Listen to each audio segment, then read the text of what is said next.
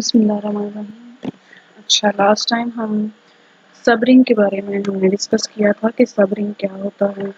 Ring के बारे में हमने डिटेल से स्टडी कर लिया है। सब रिंग क्या होता है कि कोई भी ऐसा subset, non empty subset ring का जो इटसेल्फ रिंग की प्रॉपर्टीज फुलफिल करे अंडर द इंड्यूस्ड ऑपरेशन, वही ऑपरेशंस जो आर पे हैं रिंग पे, तो देन हम कहते हैं एस को कि वो सब रिंग है। सब रिंग की कुछ एग्जांपल्स भी हमने देखी थी। अब हम आज क्राइटेरियन देखते हैं सब रिंग के लिए कि बजाय इसके कि हम सारी प्रॉपर्टीज को चेक करें, वेरीफाई करें कि क्या ये सब रिंग के लिए ट्रू है या नहीं, हम इंफॉर्मेशन यूज करेंगे रिंग की कि आर रिंग है और एस उसका सबसेट है, तो उसकी हम जो है प्रॉपर्टीज, इस इंफॉर्मेशन को यूज करते हुए हम देखेंगे कि एस के लिए हम कौन सी कुछ प्रॉपर्टीज कंडीशंस जो हैं वो चेक करें, तो वो हमारे लिए एनफ हो ये प्रूव करने के लिए कि एस जो है वो सब रिंग है।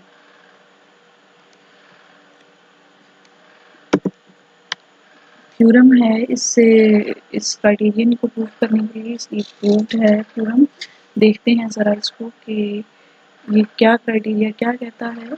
अब कैसे हम कौन सी कंडीशंस हैं जो हम चेक करें तो हम कह सकते हैं कि एस सब रिंग है।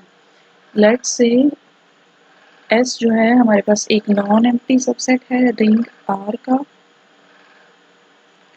तो ये सब रिंग होगा इफ एंड ओनली इफ अगर ये दोनों प्रॉपर्टीज ट्रू हों एस के हर एलिमेंट के लिए। कौन सी प्रॉपर्टीज हैं, यानी एस में से अगर आप कोई से भी दो एलिमेंट्स कंसिडर करें ए और बी, तो उनके लिए हमारे पास a माइनस बी भी अगेन जो एलिमेंट है एस में होना चाहिए। और सेकंड कंडीशन क्या है कि a और b का जो प्रोडक्ट है, कोई से भी अगर हम दो एलिमेंट्स लें एस में से, तो उनका प्रोडक्ट ए बी हमारे पास क्या होना चाहिए, अगेन एस का एलिमेंट होना चाहिए। तो सबसे पहले हम क्या करेंगे, हम सपोज कर लेंगे कि एस सब रिंग है, तो हम देखेंगे कि ये दोनों कंडीशंस ट्रू होती हैं। ये बिल्कुल एक ट्रिवियल वाला केस है। सेकंड हम क्या करेंगे, कन्वर्सली हम सपोज करेंगे कि अगर एस एक ऐसा सबसेट है जिसके लिए ये दोनों कंडीशंस ट्रू हैं, तो हम प्रूव करेंगे एस सब रिंग है। तो देखते हैं इसका प्रूफ। इसमें अगर आप देखें, चूंकि R हमारे पास रिंग है और हमें ये गिवन है कि S नॉन एम्प्टी सबसेट है R का, तो सबसे पहली बात तो हमें ये पता चल गई कि S जो है नॉन एम्प्टी सबसेट ऐसा है जो सब रिंग है, क्योंकि सबसे फर्स्ट स्टेप पे हम क्या कर रहे हैं, S को सब रिंग सपोज कर रहे हैं और हमें ये दोनों कंडीशंस चेक करनी है कि क्या ये ट्रू है। मीन्स लेट्स से S एक सब रिंग है रिंग आर का, और अगर ये सब रिंग है इट मीन्स कि एस इटसेल्फ रिंग है। एस रिंग कौन से ऑपरेशंस, यही वाला जो यहाँ पे रिंग के ऑपरेशंस है, एडिशन और मल्टीप्लिकेशन। तो ये एस हमारे पास इटसेल्फ क्या है, रिंग। एस रिंग है तो इट मीन्स एबिलियन ग्रुप भी है अंडर एडिशन। एबिलियन ग्रुप है और ए और बी से दोनों कोई से भी दो एलिमेंट्स हैं। अब ए और बी दोनों कोई से आर्बिट्रेरी एलिमेंट्स हैं, एस के और एस एबिलियन ग्रुप है अंडर एडिशन, तो इट मीन्स कि उसमें हमारे पास एस में एडिटिव इन्वर्स एग्जिस्ट करते हैं। तो बी का इन्वर्स, ए और बी दोनों का इन्वर्स एग्जिस्ट करेगा, हमें बी का इन्वर्स की ज़रूरत है। तो हम कहते हैं, यहाँ पे हम नोट कर लेते हैं ये चीज़ कि माइनस बी यानी जो इन्वर्स है बी का वो एस में मौजूद है, जो कि एडिटिव इन्वर्स किसका है, बी का। अब ये दोनों एलिमेंट्स हैं एस के, ए बी और माइनस बी, ये भी दोनों एलिमेंट्स हैं एस के।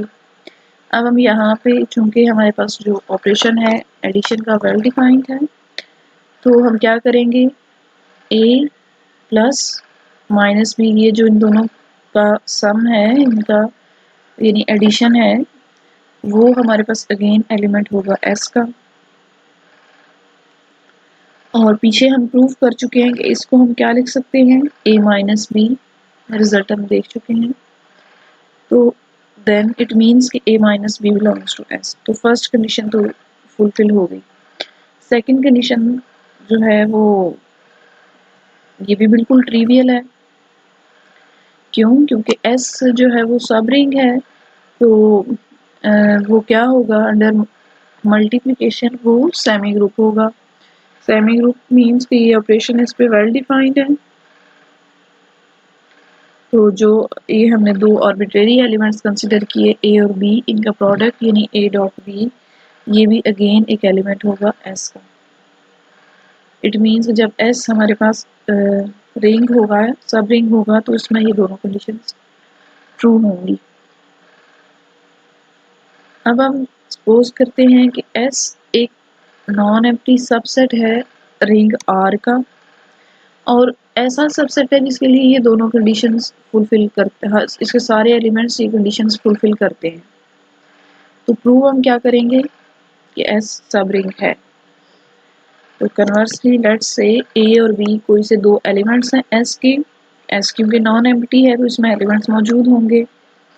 तो हम सपोज कर सकते हैं इसके लेट्स से ये दोनों एलिमेंट्स हैं A और B, और इसके एलिमेंट्स के लिए क्या ट्रू है, ये चीज़ A minus B belongs to S और A B belongs to S. अब हमने इसको प्रूफ करना है कि ये सब रिंग है। सबसे पहले तो चूंकि हमें क्या गिवन है, एस नॉन एम्प्टी सेट है। नॉन एम्प्टी है तो इट मीन्स इसमें कोई एक एलिमेंट तो जरूर है। लेट्स से जो एलिमेंट है उसमें उसको हम डिनोट कर लेते हैं ए से, यानी ए बिलोंग्स टू एस। हम एक एलिमेंट कंसिडर कर लेते हैं एस में से, क्योंकि नॉन एम्प्टी है, एक एलिमेंट तो इसमें जरूर है। उस एलिमेंट को हमने कहा कि वो ए है, ए से रिप्रेजेंट कर लिया। अब ए अगर एस का एलिमेंट है तो ए को अब दो दफा भी तो कंसिडर कर सकते हैं कि दो एज अ, यानी क्योंकि हमारे पास ए हर एलिमेंट के लिए ट्रू है, तो ए और ए दोनों एलिमेंट्स यानी सेम एलिमेंट के लिए ट्रू होगा। तो ये वाली फर्स्ट कंडीशन हम यूज करेंगे, यानी A minus A belongs to S. क्योंकि हर कोई भी हो, कोई भी ए हो, कोई रिस्ट्रिक्शन नहीं है कि डिफरेंट होने चाहिए, तो सेम एलिमेंट्स के लिए भी ये ट्रू होगा। इट मीन्स कि a minus A belongs to s, ये कंडीशन यूज करते हुए, और a माइनस ए हम प्रूव कर चुके हैं किसके इक्वल होता है, 0 के।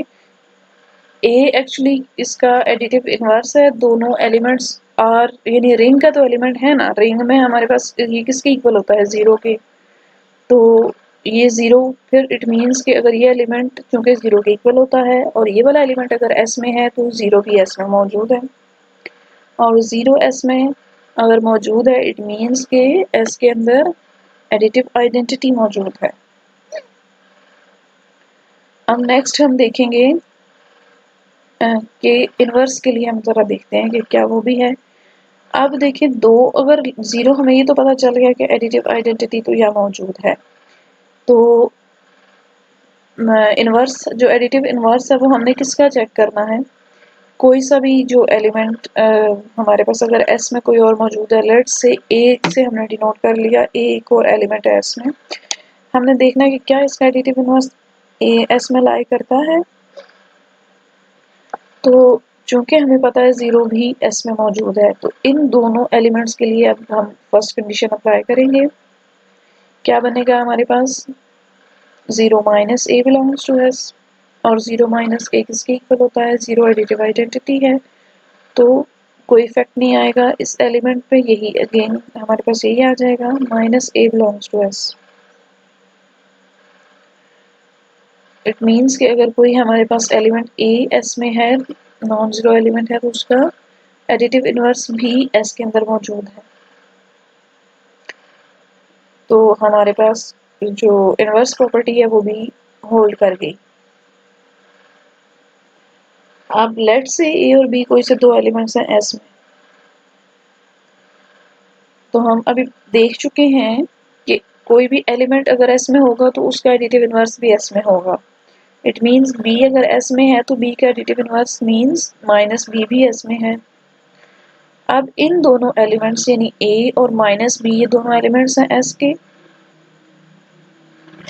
इन दोनों एलिमेंट्स पे हम ये वाली प्रॉपर्टी, वही फर्स्ट वाली प्रॉपर्टी अप्लाई करेंगे। क्या आएगा? A minus into minus B belongs to S। और ये हमारे पास किसके इक्वल होता है? A प्लस B के। इट मीन्स कि A plus B belongs to S। तो हमें क्या पता चला कि ये S जो है वो क्लोज्ड सेट है। कोई से भी अगर दो एलिमेंट्स आप लेते हैं तो S में से, तो उनका जो सम है यानी एडिशन है उनकी A प्लस B, वो भी अगेन S का ही एलिमेंट होगा। अब हमारे पास क्या रह गया? जस्ट एक एसोसिएटिव प्रॉपर्टी। लेट्स से कोई से अगर हम एलिमेंट्स 3 कंसिडर करते हैं, S में से A, B और C से हम डिनोट कर लेते हैं। S क्या है? सबसेट है R का। इट मीन्स कि A, B और C R के भी एलिमेंट्स हैं। R के एलिमेंट्स हैं, R रिंग है, तो उसमें हमारे पास क्या होगा? रिंग हमारे पास एबिलियन ग्रुप होता है, तो उसमें तो एसोसिएटिव प्रॉपर्टी होल्ड करती है। इट मीन्स रिंग के एलिमेंट्स के लिए हम क्या लिख सकते हैं? A plus B plus C equals to A plus B plus C। It means कि S के एलिमेंट्स के लिए ये इक्वल होता है, यानी अगर आप पहले B प्लस C को सॉल्व करके फिर आप उसमें A ऐड करें या A प्लस B को करके बाद में आप C करें, तो ये चीज़ S के एलिमेंट्स के लिए इक्वल आएगी, यानी एसोसिएटिव लॉ होल्ड करेगा इन एलिमेंट्स के लिए भी। बिल्कुल इसी तरह से जो हमारे पास A प्लस B ये भी इक्वल होगा B प्लस A के, क्योंकि R जो है रिंग है, इसमें ये एबिलियन ग्रुप है अंडर एडिशन, तो यहाँ पे A प्लस B इक्वल होगा B प्लस A के। अब हमारे पास जो एबिलियन ग्रुप की सारी प्रॉपर्टीज होल्ड कर गई, it means S under addition क्या है? Abelian group. अब हमने नेक्स्ट चेक करना है कि क्या ये अंडर मल्टीप्लिकेशन सेमी ग्रुप है।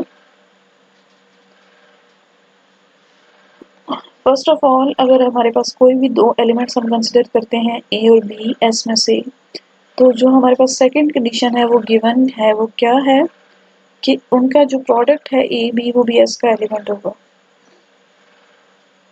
That is A B belongs to S। So S क्या है? एक क्लोज्ड सेट है। इसके बाद नेक्स्ट हमने क्या चेक करना होता है? Associative property. सेम इसके लिए वही आर्गुमेंट है, बिल्कुल सिमिलर जो हमने ऊपर दिया था एडिशन के केस में, कि चूंकि A B और C S के एलिमेंट्स हैं और S R का सबसेट है, तो A B और C R के भी एलिमेंट्स हैं, और R के एलिमेंट्स स्टार चूंकि रिंग है उसमें एसोसिएटिव प्रॉपर्टी होल्ड करती है। इट मीन्स कि इसके एलिमेंट्स के लिए हम क्या लिख सकते हैं? A into B dot C equals to A dot B into C. अब हमारे पास लास्ट पे क्या रह गया? Associative distributive laws. तो उसके लिए भी बिल्कुल सिमिलर वही आर्गुमेंट्स है कि एलिमेंट्स आर के एलिमेंट्स भी हैं और आर के एलिमेंट्स के लिए डिस्ट्रीब्यूटिव लॉज होल्ड करते हैं।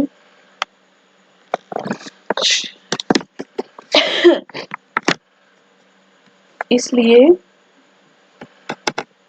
हमारे पास ये A into B plus C किसके इक्वल होगा? A dot B plus A dot C. So S के एलिमेंट्स के लिए डिस्ट्रीब्यूटिव लॉ होल्ड करता है। तो हेंस हम क्या कह सकते हैं? S क्या है? इटसेल्फ रिंग है। अगर ये रिंग है और चूंकि ये सबसेट है R का, तो इट मीन्स कि ये सब रिंग है R का। तो जो हमने देखें प्रूफ करना था, यही हम देख रहे थे कि अगर S सब रिंग हो R का, S यानी सब रिंग कब होगा R का? इफ एंड ओनली इफ अगर ये कंडीशंस ट्रू हो। इट मीन्स कि सब रिंग होगा तो ये कंडीशंस ट्रू होंगी, और अगर ये कंडीशंस ट्रू होंगी तो S सब रिंग होगा। अब नेक्स्ट टाइम हम सारी प्रॉपर्टीज चेक करने की बजाय हम ये दोनों कंडीशंस चेक कर लेंगे। किसी भी सबसेट रिंग के जो सबसेट के लिए हम ये दोनों कंडीशंस चेक करेंगे। अगर ये होल्ड करती हैं तो हमने क्या देखा कि बाकी सारी कंडीशंस इनसे ही डिड्यूस हो जाती हैं। इसलिए अगर ये दोनों कंडीशंस ट्रू होंगी, फुलफिल हो रही होंगी, तो हम क्या कहेंगे कि वो सेट सब रिंग है।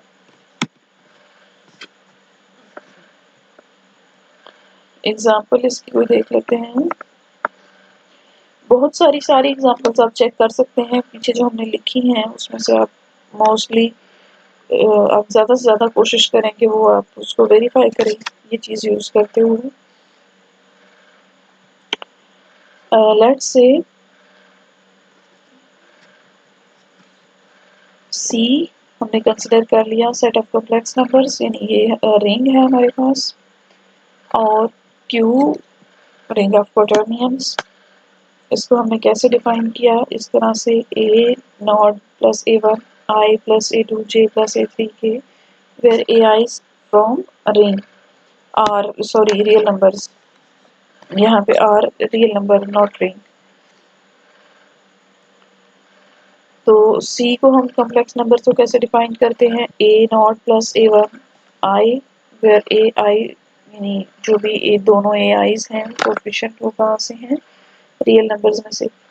इसको अब आपने खुद चेक करना है कि आप देखेंगे कि दोनों कंडीशंस आपने चेक करनी है कि अगर वो ट्रू हो तो आप कहेंगे कि ये सब रिंग है। नेक्स्ट है हमारे पास के Z6 के जो सब रिंग्स हैं वो फाइंड करें। इसके लिए हमने ये रिंग है, हमें कैसे पता, हम आपने पीछे प्रूफ किया होगा कि ZM रिंग होता है, लेकिन अगर यहाँ पे प्राइम नंबर हो तो वो उस केस में फील्ड होता है। यहाँ पे ये टेबल कंस्ट्रक्ट किए हुए हैं पहले सब दोनों ऑपरेशंस के कॉरेस्पॉन्डिंग। अच्छा जी, नेक्स्ट पेजेस जो है वो नहीं थे यहाँ जी। तो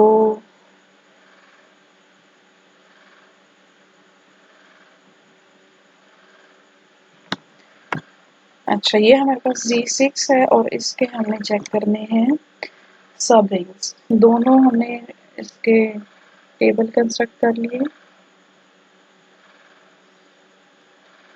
अब अगर आप देखें तो हमने यहाँ पे ये नोट कर लिया कि कौन सा एलिमेंट किसका इन्वर्स है।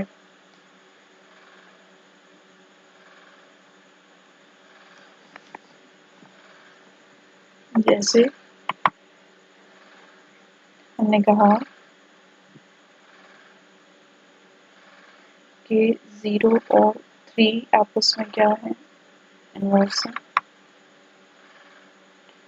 अंडर एडिशन अगर हमने देखा यहाँ पे ये देखें 0 यहाँ पे आता है, 3 इटसेल्फ अपना इन्वर्स है, ये 3 को आप 3 में ऐड करें तो 0 आ जाएगा। नेक्स्ट है हमारे पास एलिमेंट जैसे 5 है तो 5 और 1 इनको अगर आप ऐड करें तो आप हमारे पास आइडेंटिटी आता है। 4 के लिए अगर आप देखें तो 4 और 2 एक दूसरे का इन्वर्स हैं। यहाँ पे भी 4 और 2 और 5 और 1, तो ये हमारे पास पेयर्स आ गए इस तरह से कि 0 और 3 जो आइडेंटिटी एलिमेंट है ये तो डेफिनेटली है ही आइडेंटिटी, 3 अपना इटसेल्फ इन्वर्स है, 1 और 5 एक दूसरे का इन्वर्स है, इसी तरह से 2 और 4 एक दूसरे का इन्वर्स है।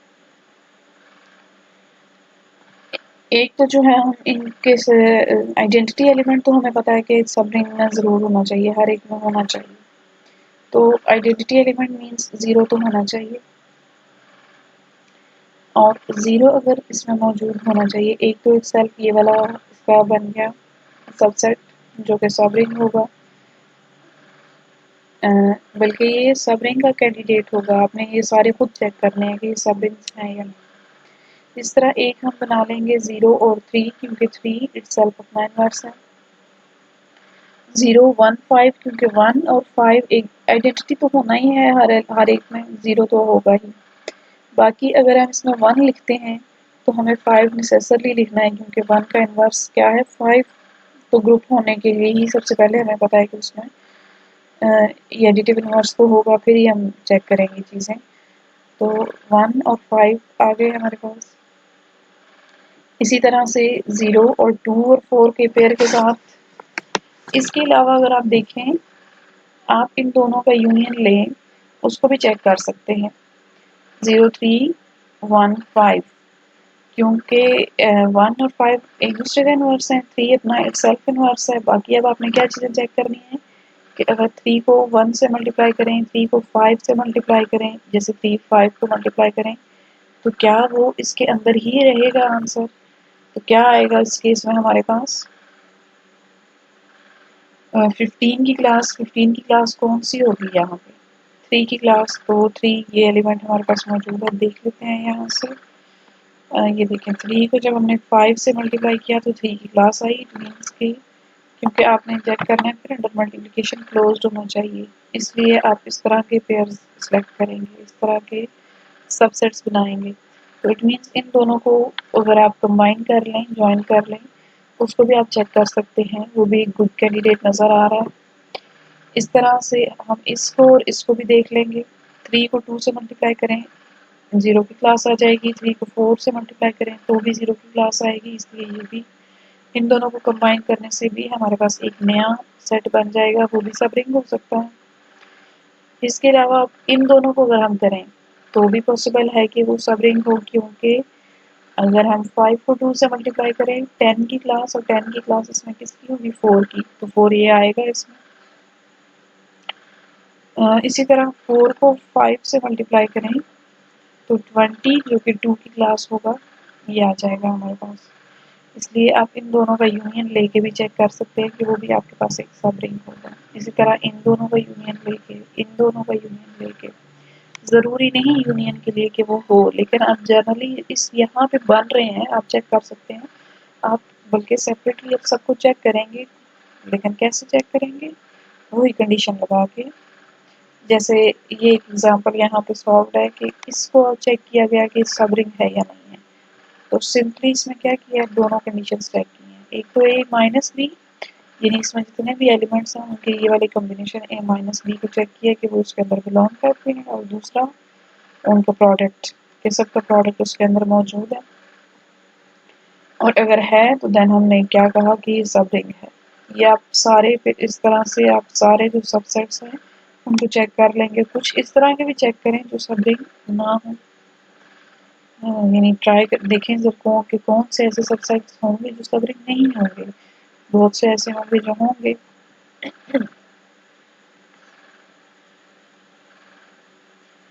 अच्छा, अब इंटरसेक्शन के केस में जैसे ये हम वैसे आप पहले सेट्स की फॉर्म में, उसके बाद पढ़ते हैं जब ग्रुप थ्योरी, तो ग्रुप्स में हम इंटरसेक्शन को चेक करते हैं कि अगर हम दो सब ग्रुप्स लें तो क्या उनका इंटरसेक्शन सब ग्रुप होगा। इसी तरह से यहाँ हम चेक करेंगे कि अगर हमारे पास कोई दो सब रिंग्स हों तो क्या उनका इंटरसेक्शन सब रिंग होगा। इसी फिर सिमिलरली हम यूनियन के लिए भी चेक करेंगे कि अगर हम कोई से एलिमेंट्स लेते हैं तो क्या उनकी यूनियन, कोई से सब रिंग्स लेते हैं तो क्या उनकी यूनियन सब रिंग होगी।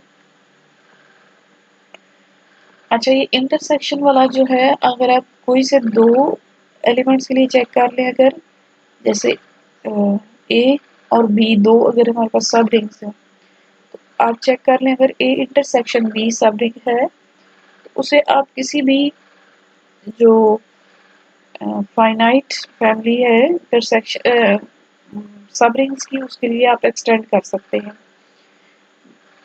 जैसे अगर ए इंटरसेक्शन बी सब रिंग है, अब आपने इसका किसी और के साथ इंटरसेक्शन लेंगे, थर्ड वाला सी के साथ, तो ए इंटरसेक्शन बी को एक रिंग कंसिडर करेंगे और फिर इसका इंटरसेक्शन लेंगे सी के साथ। इस तरह आप इसे एन तक एक्सटेंड कर सकते हैं। एन क्या है, कोई भी फाइनाइट नंबर है।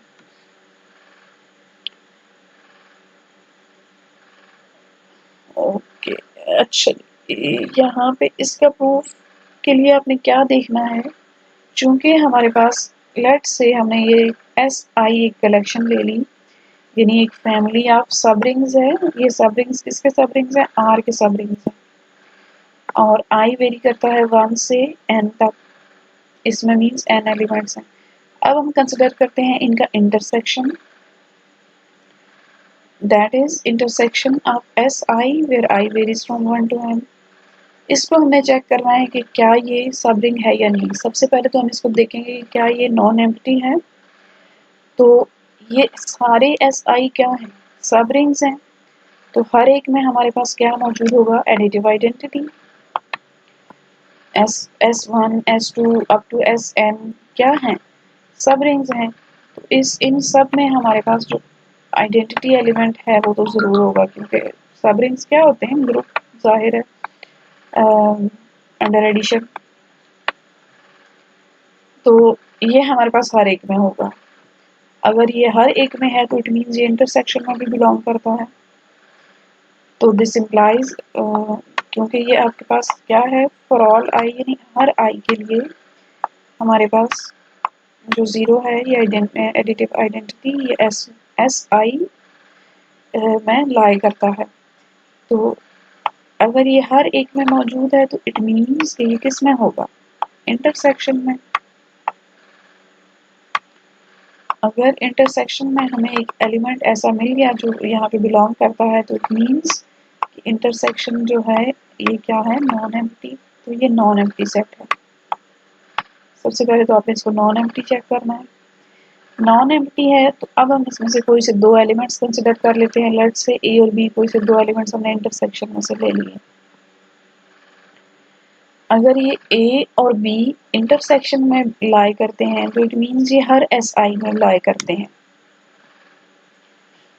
यहाँ पे नहीं है मेरे पास, आप नोट्स पे मौजूद होगा, या बल्कि आप इसको खुद भी देख सकते हैं। ए और बी अगर हमारे पास इंटरसेक्शन ऑफ एस आई में है तो आप क्या कह सकते हैं कि ये हर एस आई में है, फॉर ऑल आई। और अगर हर एक में है तो देन जो हमने ऊपर एक रिजल्ट सब रिंग के लिए हमने क्राइटेरियन देखा था कि सब रिंग होगा कब? If and only if A minus B और ए डॉट बी उसमें मौजूद होगा। क्योंकि हमें पता है ये सब रिंग्स हैं, इट मीन्स कि ए माइनस बी और ए बी ये दोनों कहाँ पे होंगे? ये हर एक में होंगे, क्योंकि हर एक सब रिंग है। तो जस्ट अब आपने वो कंडीशंस यूज करनी है और आपके पास फाइनल ये रिजल्ट आ जाएगा। ये कि हर एक एस आई में होगा।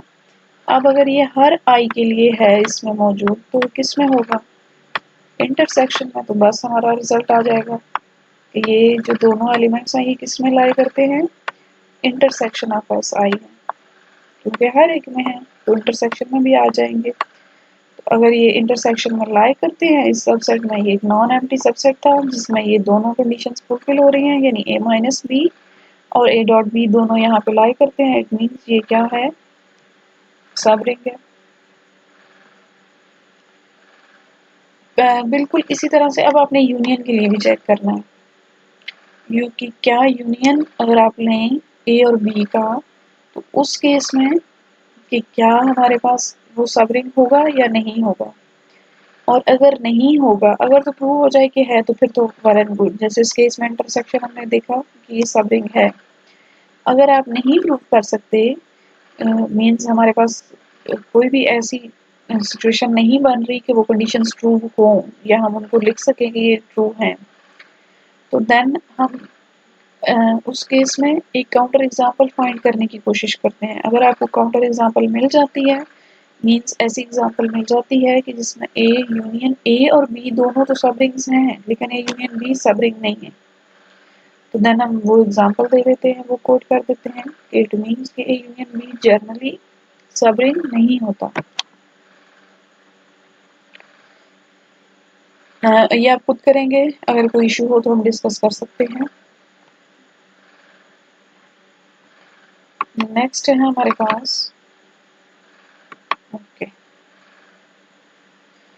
अब देख लेते हैं हम नेक्स्ट के सेंटर ऑफ रिंग क्या होता है।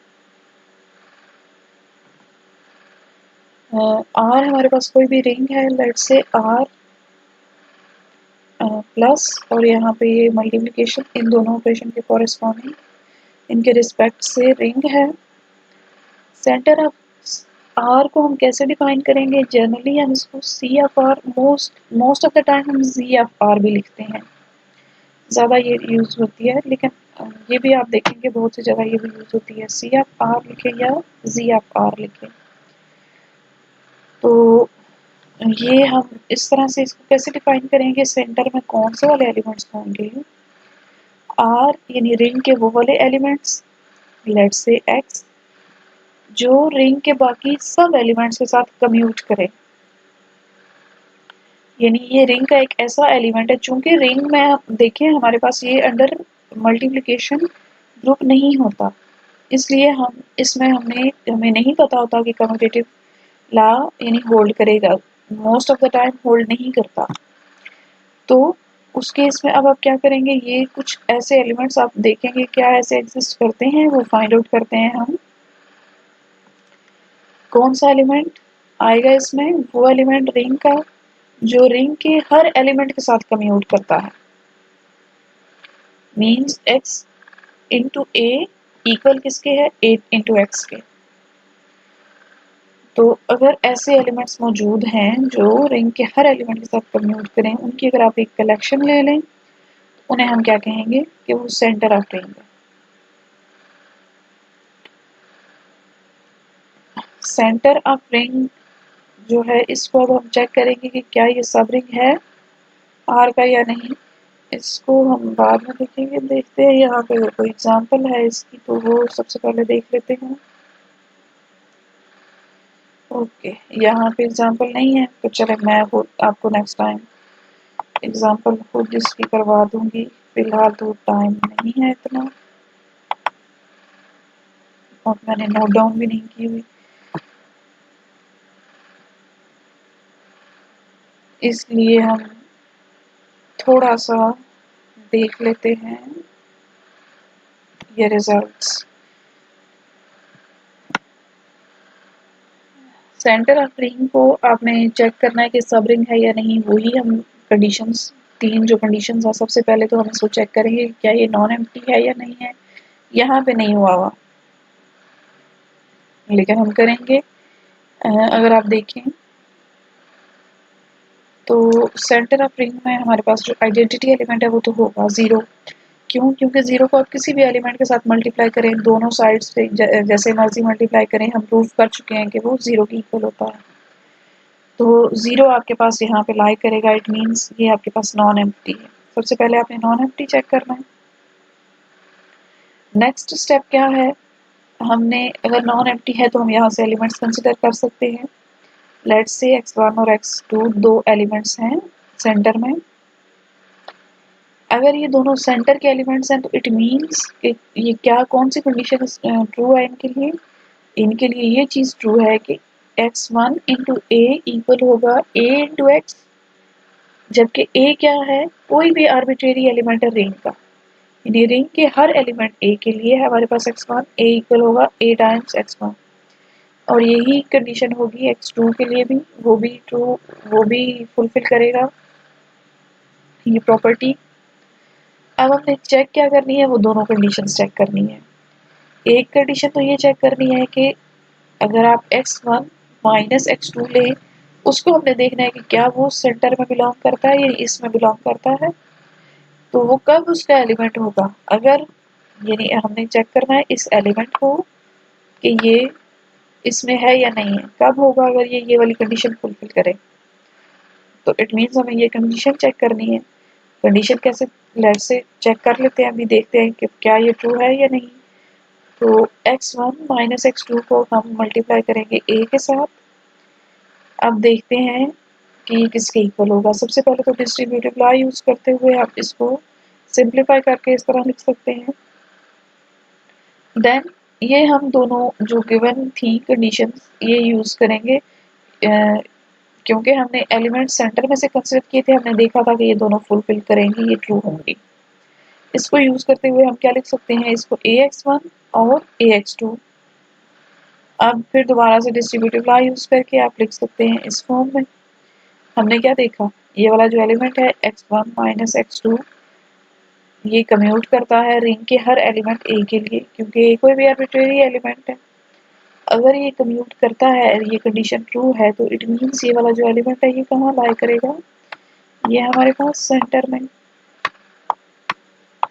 ZFR में। इसी तरह से आपने चेक करना है कि क्या प्रोडक्ट भी वहां पे लाई करता है। प्रोडक्ट आप खुद देखिएगा जरा,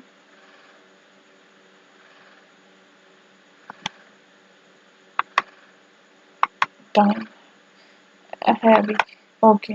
तो हमने देखा कि ये इसमें लाई करता है। अब दूसरी कंडीशन अगर हम चेक कर लें कि प्रोडक्ट के लिए भी ट्रू है, वो इसके अंदर मौजूद है, तो वो सब रिंग होगा। तो आप देखेंगे कि ये ट्रू है। क्यों? x1 x2 को अगर आप मल्टीप्लाई करें a के साथ, सबसे पहले आप एसोसिएटिव प्रॉपर्टी यूज कर सकते हैं अंडर मल्टीप्लिकेशन, फिर आप ये दोनों कंडीशंस यूज कर सकते हैं, ये वाली और ये वाली, ये यूज करके तो आपके पास फाइनली रिजल्ट आ जाएगा। यहाँ पे यूज करेंगे तो a टाइम्स x2, दोबारा एसोसिएटिव लॉ यूज करेंगे, x1 a और साथ x2 आ जाएगा। यहाँ पे आप फिर वही कंडीशन, ये वाली जो प्रॉपर्टी है x1 की, यूज कर सकते हैं और इसको लिख सकते हैं ax1। तो फाइनली दोबारा एसोसिएटिव लॉ यूज करके हमारे पास आ गया a into x1 x2। It means कि ये x1 x2 जो एलिमेंट है ये सेंटर में बिलोंग करता है, क्योंकि ये कम्यूट कर गया है किसी भी रिंग के आर्बिट्रेरी एलिमेंट के साथ। इट मीन्स ये जो सेंटर होता है ये सब रिंग भी होता है। आज के लिए इतना ही, बाकी हम नेक्स्ट लेक्चर में देखेंगे। और यहाँ से ये कुछ जो हमने गैप्स छोड़े हैं, जैसे यहाँ पे यूनियन वाला केस है, वो अपने को देखना है, करके उसको चेक करें।